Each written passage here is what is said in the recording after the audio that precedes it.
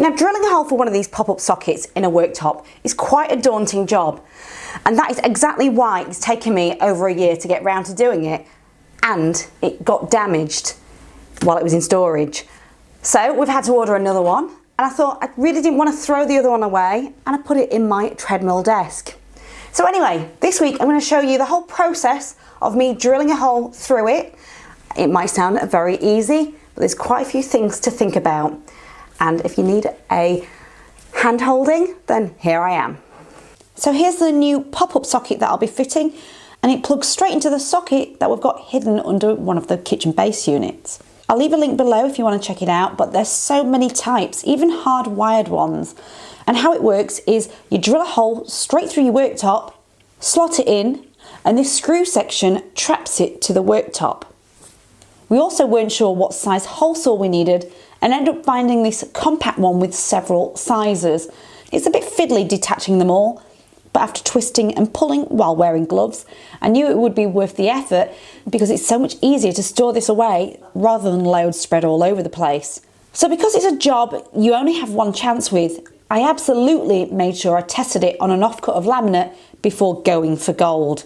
You'll also notice it's suitable for 38mm thick wooden worktops, although I'll show you another workaround if yours is slightly deeper. But sometimes I have had problems with the drill bit slipping, so I also thought I'd test another hole with a 10mm flatwood drill bit to start off with. And after masking taping up really well and wearing goggles and dust mask, I drilled through testing with an 80mm hole saw to start off with. You'll see that I didn't get too close to the edge because I don't want to create a weakness in my worktop. I don't mind this test one. Also, I took my time, I didn't force it down while I was drilling, I didn't want to burn the wood, and I also knew it wouldn't be a really quick job from the time when I cut holes for my kitchen sink. So be prepared to get a little bit bored. But as I got towards the end, it became harder with lots of stopping and starting. Sometimes I did get a flat battery, but I also think it was occasionally to do with me not drilling straight. So when I got towards the very end, I stopped and then briefly drill from the underside. Anyway, so after I'd done my first test, I found an 80mm was too tight. So I knew I'd either have to file it down with a rasp, which I didn't fancy doing, or test with a 90mm. And this is where I thought I'd try with a 10mm flatwood drill bit first. Personally, I found no difference, but it could be because this hole saw was brand new. It wasn't worn out. Also, it's really important to note that if you do drill a hole in your proper worktop and it's too small, you can't just drill a hole with a bigger one in the same hole. The drill bit is needed to keep the hole saw straight, otherwise it'll move all over the place and you're likely to damage your worktop even more. Also, I felt a lot more at ease with the 90mm hole saw because it would give the worktop a bit more room for expansion in the heat, providing it was obviously hidden under the pop-up socket's lip still. Now, even though I am showing you how I did my tests first, it's still vital that you do your own testing because pop-up sockets come in various different shapes and sizes. But overall, we found this 90mm one just right for the job. There's obviously a little bit of movement when you slot it in, but once adding the screw attachment, it doesn't budge. So now for the real deal. We spent ages working out where we'd like to position it, but it's the kind of job you need to take your time. You can't just drill anywhere and hope for the best. I also read that any socket needs to be at least 30cm away from a sink. Whether that was just vertically, I don't know, but I still did it to be safe. Also, if you're drilling through a corner unit, remember that many have a sacrificial gap in the corner, so ours is about 15cm off from the wall.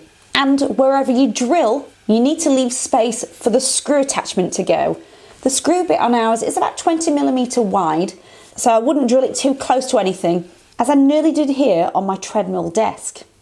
Also, you need to be really mindful it won't clash with anything underneath, but if you need better access to something in your cupboard, you can pull it up temporarily and move it out of the way. And my husband also started hoovering at the same time to cut down the mess.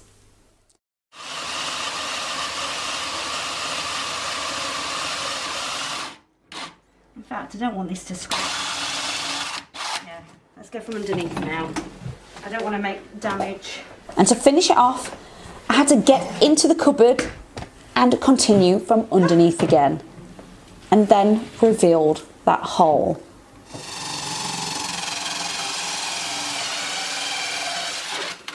Got it. Don't go back now.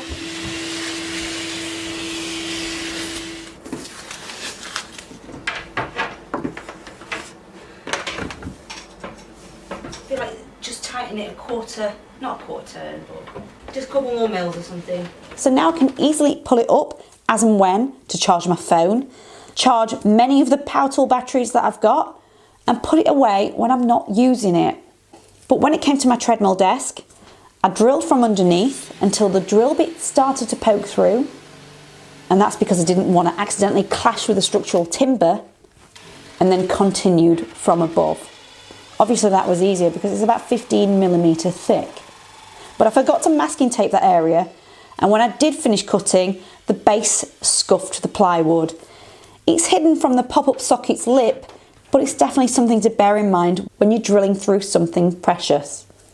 And this one will definitely be out all the time for a USB charging point, a monitor, and my laptop. So I know that was a very small project, but I'm glad I've got that done, particularly because I don't have to get my extension cable out anymore to do any cooking videos with my big tripod. And that's why I built this utility for my food blog, tastefullyvicky.com, if you want to check it out. And if you do anything differently, let me know below. Right, see you in the next one. Thanks for watching. Bye. Now, drilling a hole for one of these poppet. This is going to take a while.